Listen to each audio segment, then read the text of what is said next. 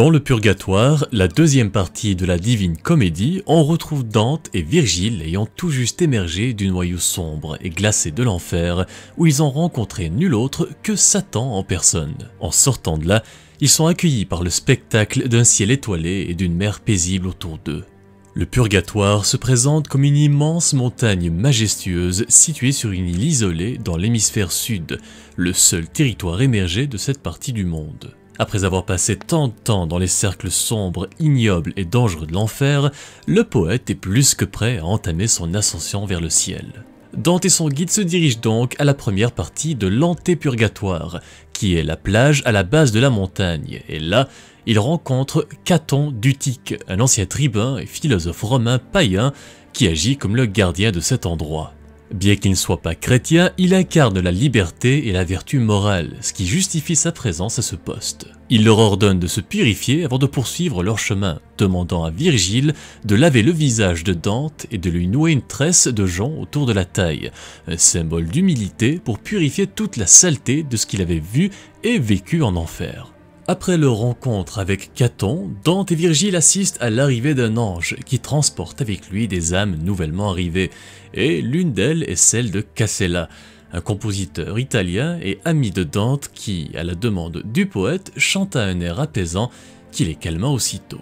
Suite à cette petite pause musicale, Caton pressa Dante et Virgile de poursuivre leur chemin au plus vite, et sans plus tarder, ils entament l'ascension de la montagne, rencontrant au passage des âmes qui ont tardé à se repentir, comme par exemple Manfred, roi de Sicile et fils de l'empereur Frédéric II, qui avait été excommunié par l'Église en raison de ses conflits avec la papauté et qui révèle à Dante qu'il s'est repenti de ses péchés juste avant sa mort. Avant de poursuivre, il est important de mentionner que le Purgatoire est constitué de 7 corniches, correspondant aux 7 péchés capitaux, où les âmes expient leurs fautes avant d'enfin accéder au paradis. Il est divisé en 3 grandes parties, l'Antépurgatoire, où se trouvent les âmes des négligents qui doivent attendre avant d'entrer dans le véritable purgatoire, le Purgatoire proprement dit, qui est constitué des 7 corniches où chaque péché est purifié, et enfin le paradis terrestre, situé au sommet de la montagne et où se trouve le jardin d'Éden.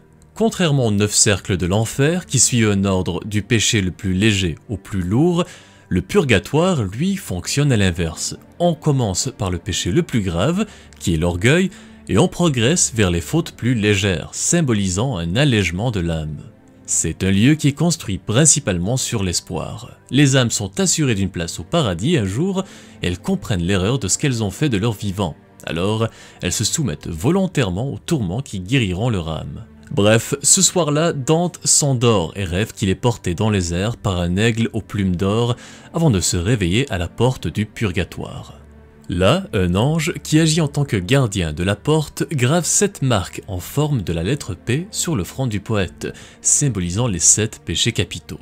Il lui explique alors qu'au fur et à mesure que Dante monte sur le mont Purgatoire, progressant sur chaque terrasse, un P sera retiré de son front. Une fois les explications terminées, le gardien ouvre les portes, permettant à Dante et Virgile d'enfin commencer leur ascension. La première terrasse à laquelle ils arrivent est remplie d'âmes qui étaient orgueilleuses dans leur vie terrestre. Les murs de cet endroit sont décorés de sculptures majestueuses représentant des scènes d'humilité, l'opposé de l'orgueil.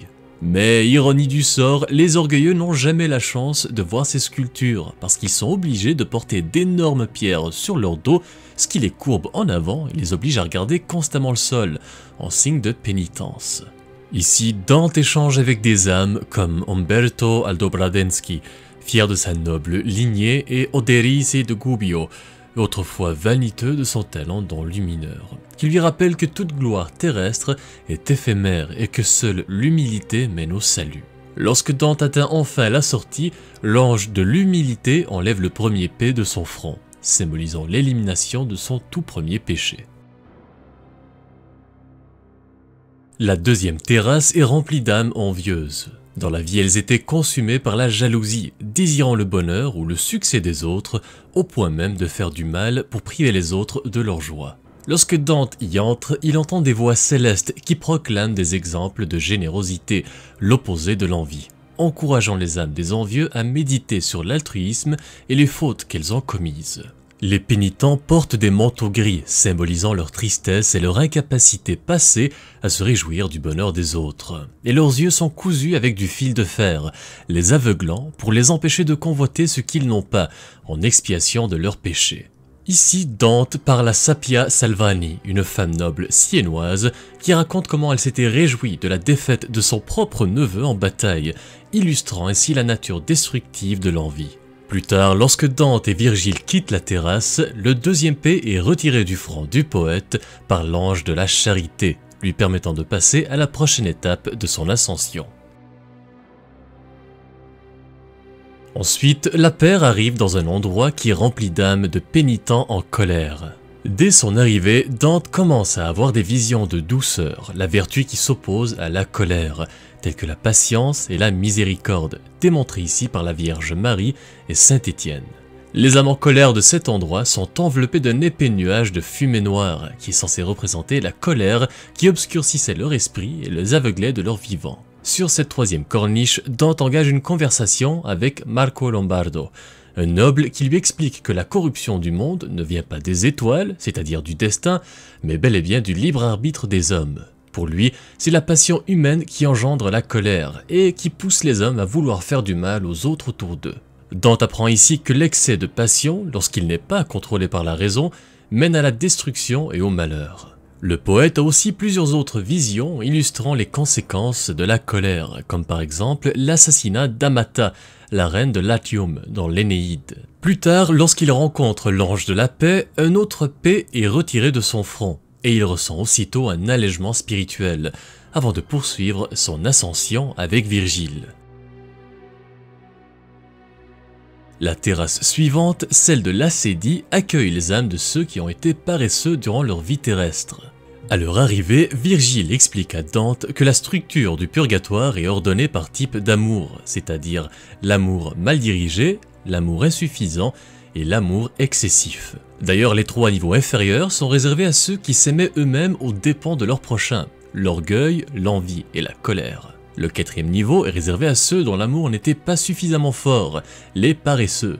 Et enfin, les trois niveaux supérieurs sont réservés à l'amour excessif aux dépens des préoccupations divines, c'est-à-dire l'avarice, la gourmandise et la luxure.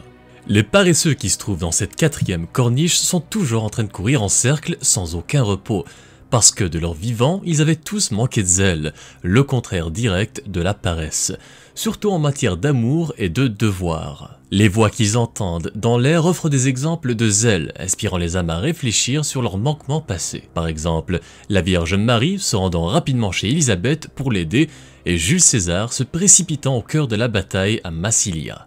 Ce soir-là, Dante s'endort et est hanté par des cauchemars d'une sirène, symbole de gourmandise, de luxure et d'avidité. C'est parce que l'âme, même purifiée, reste vulnérable aux tentations des plaisirs terrestres. Bref, le lendemain matin, le quatrième P est retiré du front de Dante par l'ange du zèle et avec Virgile toujours à ses côtés, il se déplace vers la terrasse suivante. Après la paresse vient l'avarice.